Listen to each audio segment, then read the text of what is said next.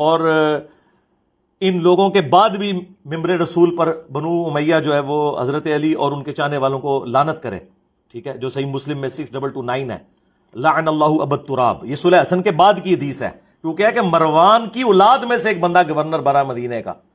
تو مروان کی اولاد میں سے بنا، تو یہ تو آپ سمجھ لیں کہ مروان کی اولاد اگر عبد الملک بن مروان ہے پھر تو یہ واقعہ کربلا سے بھی بعد کا واقعہ ہے، تو نہیں رکی لعنت، اور مسلم کے الفاظ ہیں 6229 نمبر حدیث، لعن اللہ ابا التراب، ابو تراب پر لعنت۔ السلام علیکم ورحمۃ اللہ وبرکاتہ۔ لاتوں کے بت باتوں سے نہیں مانتے۔ مرزا جہلمی معاویہ رضی اللہ تعالیٰ عنہ کی تنقیص کرنے کے لیے، ان پر طعن کرنے کے لیے صحیح مسلم کی 6220 نمبر روایت کو 6229 نمبر روایت سے جوڑا کرتا تھا۔ ہم نے اس کو پچھلی ویڈیو میں یہ چیلنج دیا کہ تو اور تیری ساری ذریت مل کر یہ ثابت نہیں کر سکتی کہ 6229 نمبر روایت میں یہ جو ہے راجل من آل مروان، مروان کی اولاد میں سے مدینہ میں کوئی گورنر بنا اور اس نے علی رضی اللہ تعالیٰ پر لعنت کا کہا، اس کا تعلق معاویہ رضی اللہ تعالیٰ کی زندگی کے ساتھ ہو، یہ تم پوری زندگی ثابت نہیں کر سکتے، کیونکہ معاویہ رضی اللہ تعالیٰ کی زندگی میں مروان کی اولاد میں سے مدینہ کا کوئی گورنر نہیں بنا۔ جب ہم نے اس کو چیلنج دیا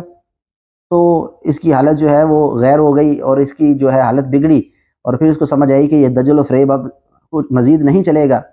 پہلے جو کہتا تھا آپ سنیں، یہ 6220 کو 6229 سے جوڑا کرتا تھا، یہ ویڈیو آپ سن سکتے ہیں۔ کل تک یہ کہتے تھے نہیں جی وہ تو تنقید ہے جی، مسلم شریف میں سب کا لفظ ہے، مامون نے سب کا کہا تھا، وہی تمہارے ابن تیمیہ نے خود منہاج السنہ میں لکھا ہے کہ سب کرنے کا کہا، نہیں وہ سب کا مطلب تنقید ہے، اچھا خلفائے راشدین پہ تنقید کرنے کا حکم، اور بھائی مسلم شریف میں آگے پڑھ لو، یہ 6220 تھی، 6229 میں ہے لعن اللہ ابا التراب، اور حاکم وقت بنو مروان میں سے یہ کام کروا رہے ہیں، عام آدمی نہیں، ممبر پہ بلا کے صحابہ کو کہہ رہے کو ابو تراب پہ اللہ کی لعنت، نعوذ باللہ۔ جی ناظرین، آپ نے سن لیا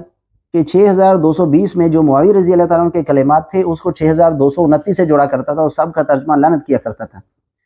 اب جیسے ہی ہم نے اس کو چیلنج دیا ہے تو اللہ کی توفیق اور رحمت سے اب یہ تسلیم کر چکا ہے کہ 6229 نمبر روایت میں جو مدینے کا گورنر بنا تھا اور اس نے علی رضی اللہ تعالیٰ پر لعنت کرنے کا کہا، یہ معاویہ رضی اللہ تعالیٰ عنہ کی زندگی کا واقعہ ہی نہیں ہے۔ اور ان لوگوں کے بعد بھی ممبر رسول پر بنو امیہ جو ہے وہ حضرت علی اور ان کے چاہنے والوں کو لعنت کرے، ٹھیک ہے، جو صحیح مسلم میں 6229 ہے، لعن اللہ ابا التراب، یہ صلح حسن کے بعد کی حدیث ہے، کیونکہ ہے کہ مروان کی اولاد میں سے ایک بندہ گورنر بنا مدینے کا، تو مروان کی اولاد میں سے بنا، تو یہ تو آپ سمجھ لیں کہ مروان کی اولاد اگر عبد الملک بن مروان ہے پھر تو یہ واقعہ کربلا سے بھی بعد کا واقعہ ہے، تو نہیں رکی لعنت، اور مسلم کے الفاظ ہیں 6229 نمبر حدیث، لعن اللہ ابا التراب، ابو تراب پر لعنت۔ یہ اپنی ہماری اس بات کو تسلیم کر چکا ہے، اور اللہ کی توفیق اور رحمت سے یہ اہل سنت کی ایک فتح ہے۔ اس نے اور بھی بہت سی باتوں سے رجوع کیا ہے، اور یہ ماننا ہے کہ ان کی کوئی صحیح سند نہیں، مثال کے طور پر 60 سال ممبروں پر لعنت ہوتی تھی، یہ تسلیم کر چکا ہے کہ اس کی کوئی صحیح سند موجود نہیں ہے، جیسا کہ ہم نے اس سے پہلے ویڈیو میں آپ کو دکھایا۔ تو آپ دیکھیں کہ یہ شخص کتنا کذاب اور دجال ہے کہ جیسے 6220 کو 6229 سے جوڑتا تھا، صرف اس لیے کہ یہ ثابت کیا جائے کہ معاویہ رضی اللہ تعالیٰ عنہ نعوذ باللہ من ذالک علی رضی اللہ تعالیٰ عنہ پر لعنت کا کہا کرتے تھے۔ اب یہ خود تسلیم کر رہا ہے کہ 6229 جو ہے وہ تو واقعہ کربلا کے بعد کا واقعہ ہے۔ جب وہ واقعہ کربلا کے بعد کا واقعہ ہے اور معاویہ رضی اللہ تعالیٰ عنہ اس سے پہلے وفات پا چکے تھے 60 ہجری میں، تو پھر اس کا الزام کیوں دیا کرتا تھا؟